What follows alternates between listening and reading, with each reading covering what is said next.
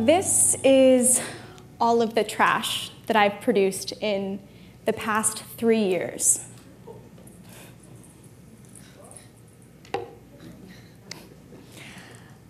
When I say that, people think that I'm crazy, or that I'm lying, or they'll ask me questions like, hey, so how do you wipe your butt? I live a zero-waste lifestyle, and I have for the past 3 years. Now, zero waste, that's a pretty big idea, right? So let me define it for you.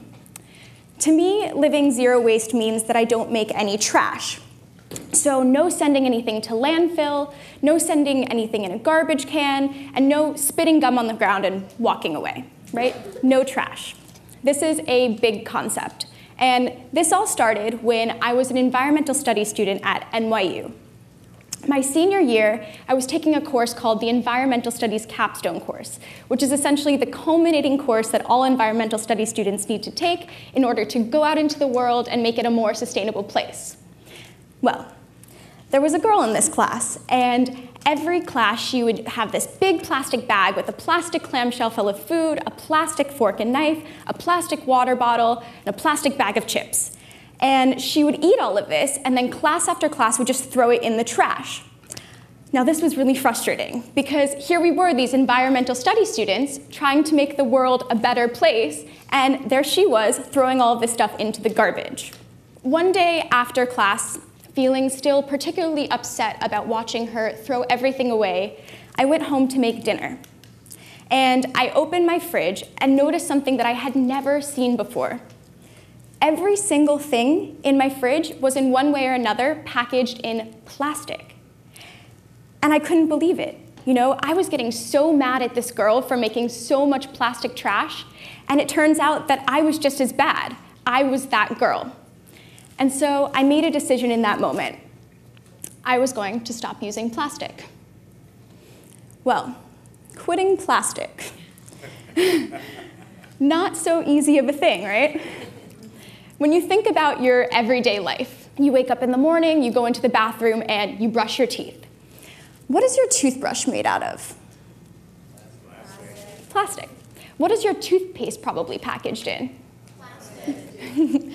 Your face wash, your moisturizer, your contact solution. So many things that are in our everyday lives come packaged in plastic. And so I realized that if I was going to move away from plastic, the only way that I was going to be able to do that was to learn how to make my products myself. Well, I don't know about you, but I certainly didn't know how to make deodorant and didn't have the recipe just kind of hanging out in my back pocket. And so I realized that I had to do some research. And while I was doing research online, I came across a blog called The Zero Waste Home, started by a woman named Bea Johnson, who is a wife and mother of 2 kids out in Mill Valley, California. And the 4 of them live a completely zero waste life.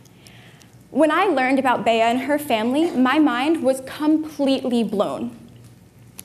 I thought that I was doing the best thing that I could for the planet by not using any plastic.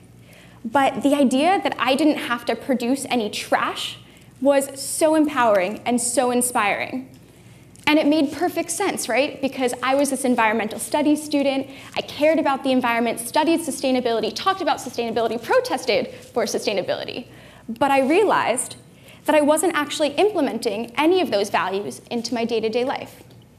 And so I made the decision to go zero waste. So let me break it down for you and tell you about some of the things that I did in order to make this transition a little easier. The first thing that I did was I stopped buying packaged food. So instead of going into the store and buying things packaged in paper and glass and plastic, I started bringing my own jars and bags to the store to fill with bulk or package-free items. I also started buying my fruit and vegetables from the farmer's market, so package-free. The second thing that I started doing was I started making all of my own products. Before I started living this lifestyle, my boyfriend at the time used to brush his teeth using baking soda.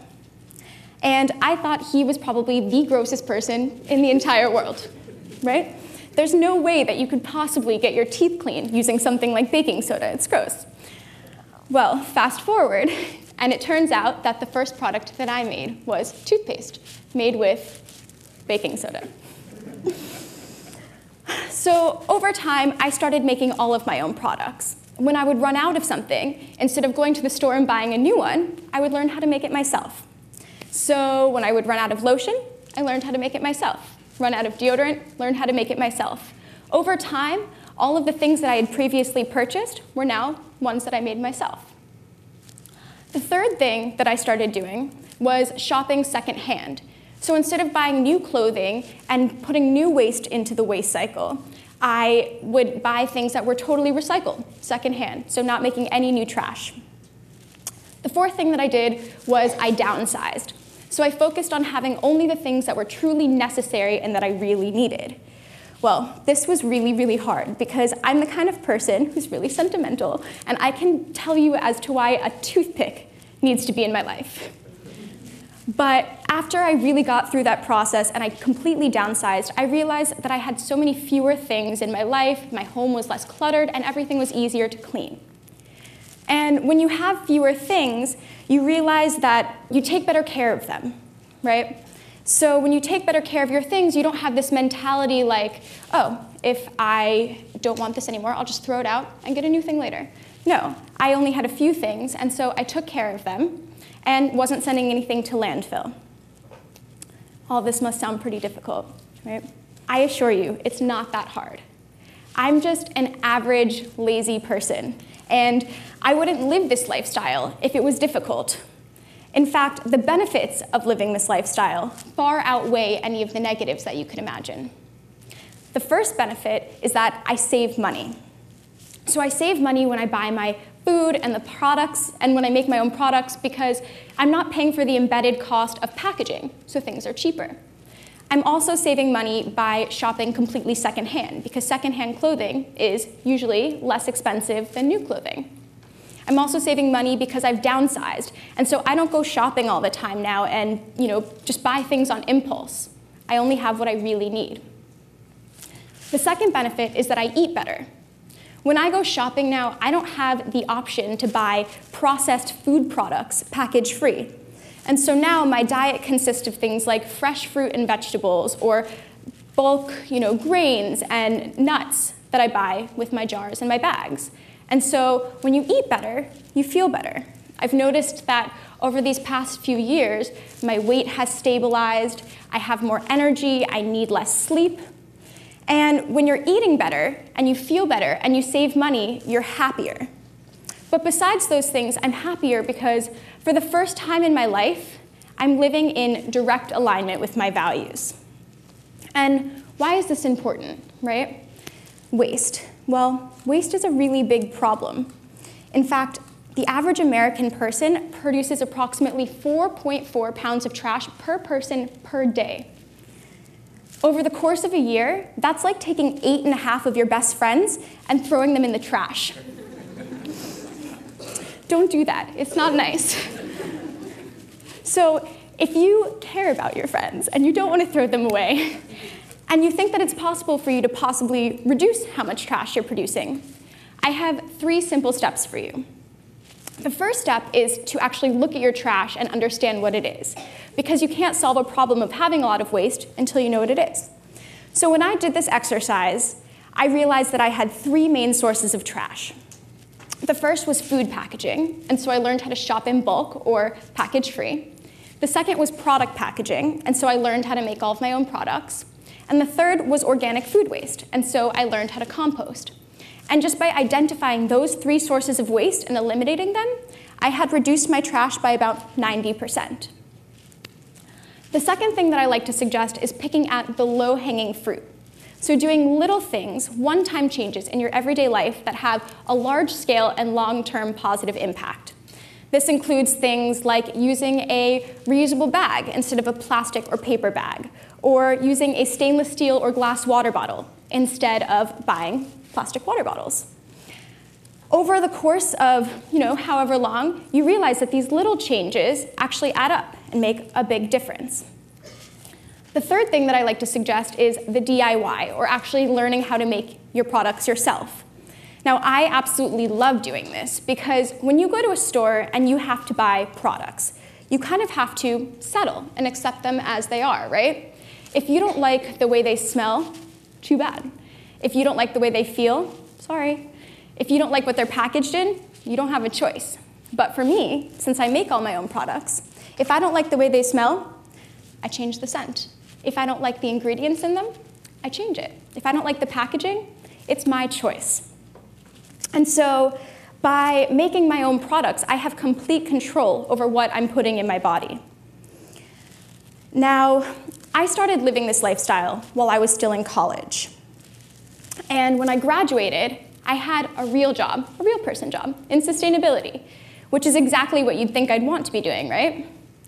Well, at the same time, I was still running my blog, Trash is for Tossers, and I noticed that I was getting a recurring question. And it was something like this. Dear Lauren, I absolutely love the products that you're making, and I too want truly natural products. But because of life, family, friends, blah, blah, blah, blah, blah, I just don't have time to make them myself. Do you have any products that I can go out and buy that are equivalent? Thanks for your help, lots of love, person XYZ. So I went to stores and I started looking at products. And while I found that there were beauty products that were reminiscent of the ones that I was making myself, I didn't notice the same trend for cleaning products. When I looked at the ingredients of cleaning products, even the natural cleaning products contained ingredients that were really harmful, things that were carcinogenic and endocrine disruptive. You know, when I looked into it further, I learned that cleaning product manufacturers aren't even legally required to disclose the ingredients of their products on the product packaging. And so when we go and buy a product, we're at the complete mercy of the company, hoping that they have our best interest in mind. I feel that we, as consumers, have a right to products that are transparent and that aren't bad for us. And so I started thinking about my own products, the ones that I've been making for years, that are safe and effective and have ingredients that I use to do things like brush my teeth or make salad dressing. And I realized that I had an opportunity. And so I quit my job and started a company because I feel like we, as human beings, have a right to products that are safe for our homes and our bodies and the environment. I get comments all the time that I'm doing this for attention. But I live this lifestyle for myself. I would never tell anyone how to live or how much trash that they should produce. I just want to provide tools through my blog and my business for people who, like me, want to reduce how much trash they're producing. I live a zero-waste lifestyle because, to me, it's the best way I know how to live a life that aligns with everything that I believe in. And what's the point, right? I'm just one person. What difference can I make? The point is simple. I want to be remembered for the things that I did while I was on this planet, and not for the trash that I left behind. Thank you.